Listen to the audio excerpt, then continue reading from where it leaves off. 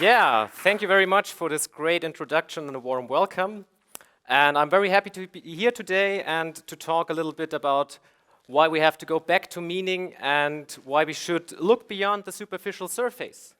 And I would like to start with a short research episode. I, by chance, came across this paper some time ago, and I actually wasn't looking for it. Sometimes it happens just like this. You find something and you were not really looking for that. And when I read the title, I was wondering, wow, can this be really a serious field in psychology research, like pseudo-profound bullshit? What's behind that? And well, I took some time, I read the publication, and they actually did great work, and they analyzed, or they tried to find out why people tend to see meaningless statements as meaningful. And they did this by bringing some statements to people, and it were statements like these. They were created, and as you can see, those are the so-called bullshit statements. As you can see, these statements, at first glance, they look very abstract and very sophisticated. But when you take a closer look, you might recognize that they all lack, or they suffer from a severe lack of meaning. And at the end of the day, with these kind of statements, it's quite easy when you take some time to recognize that they are meaningless. But unfortunately, in our daily lives, there are many examples when we tend to see meaning within meaningless statements or situations.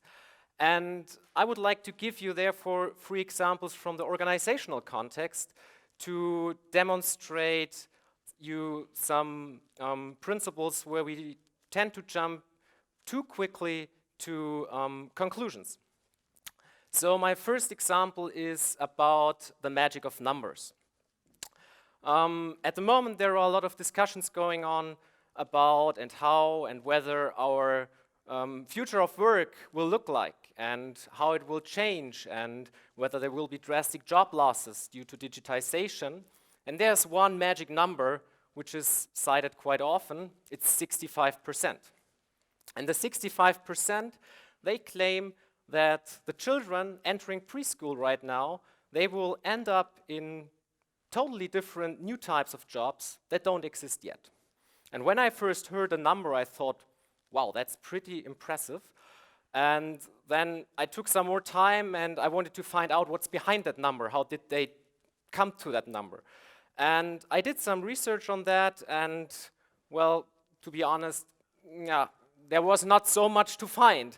But it became more interesting because I stumbled about a blog article who digged really deep into the issue, and he described that the number was first mentioned in the year 1957, and then again in the 70s, always 65%, always the same idea, always without any data, always accounting for upcoming changes in the working environment.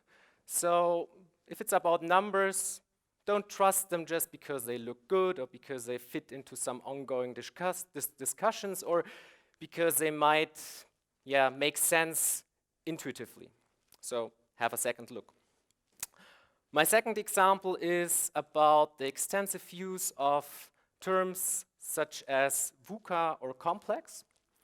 And what we can experience here is that at the moment there's a lot of talk going on that everything, our work, our society, whether it's leadership, whether it's change, whatever, take anything, has become more and more complex. Everything is VUCA, we live in a VUCA world.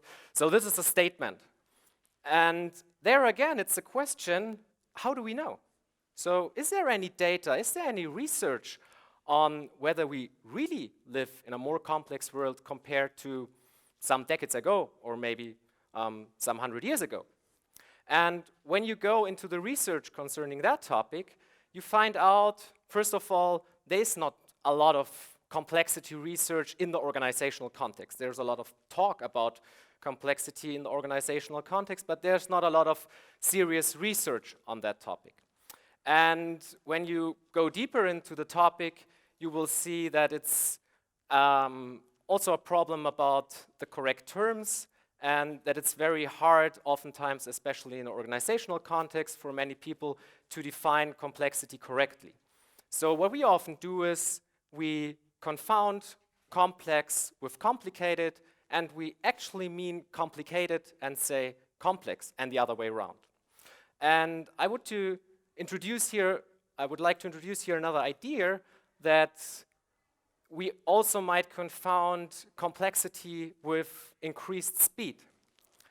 Because I think it's quite obvious that we definitely live in times when everything has sped up and everything goes faster, communication, traffic, mobility, and innovation has become faster as well. And if you look, for example, into customer service, now if a company gets a request from a customer, the company is supposed to reply more or less instantly to the request, or the customer will be unsatisfied, maybe post a bad review, maybe go to the competitor. I was told in China that it's just about 15 minutes a company has time to answer on WeChat, otherwise the customer is gone. And actually, when you look at that, this has nothing to do with complexity, it's just speed. It's just enormously fast speed, but it's not complex because it's actually very predictable. You know what will happen. You know you have 15 minutes to reply to the customer, and if you do not, the customer will leave. So this is not complex, it's about speed, and that's important because when you think about how to deal with complexity and when you think about how to deal with increased speed, those two things are totally different. My first example then is about artificial intelligence, and I would not like to talk about artificial intelligence in general, but maybe give a more specific example within the organizational context, and especially concerning assessment and employee selection. There are at the moment more and more startups, or not more startups, also companies that developed AI-based algorithm to improve the employee selection process. There's, for example, a company in the US, pretty successful, that offers an AI-based facial recognition algorithm to improve the pre-selection process. So how does it work? As a candidate, you have a video interview with an automated service, and this automated service then rates you based on your facial features and expressions, whether you are a low, medium, or high level potential candidate. And it's a kind of gatekeeper, and if you fail, you're out. So there's no more for you at that company. And the Washington Post recently stated that already more than 1 million job seekers in the US went through that system. And I was wondering, so is there any research on facial features, personality, skills, competencies, job success? And when you look into research, it's like very dead end, and you won't find anything. Actually, we know that in psychology for some decades or some 100 years now, but we always try again and again, so there is no fundamental research that links facial features with anything significant regarding the person, such as personality, such as skills, such as competencies, such as job success. So it might not be such a good idea to rely on these algorithms unless they solved a problem we have in psychology now for more than 100 years. What's very interesting to me is that when you look back in the history, you will see that we already had these trials and these attempts. This is an example from 16th century. It's the so-called physiognomy, and there a person has tried to describe a so-called piggish character. And the thing here is it's probably quite obvious that it's meaningless, or to speak in terms of the paper I mentioned at the beginning, it's kind of bullshit. So I am wondering, or the question here is, do we really want to revive this pseudoscience of physiognomy? And if we look at current developments, we have to say, well, obviously we do, because up here at the top, we see the attempts from 19th century, well-respected psychologist, and down there's the modern or the reloaded version, physiognomy reloaded, from two Chinese researchers. They actually tried the same. They want to link facial features with criminal behavior. And that's what they did. They compared these pictures, and the only difference between top and low is that now we are using machine learn algorithm, and it's so much more cool. But when you think a bit more about it, it's not so cool maybe, because up here you can see what's going on and you can decide quite easily that it might not make so much sense. But now, if you just look at the result of the algorithm, you get attack, criminal, no criminal, but you don't know what's going on. And that might be a problem. So, what to do? I recommend 3 things. First, and absolutely crucial, is critical thinking.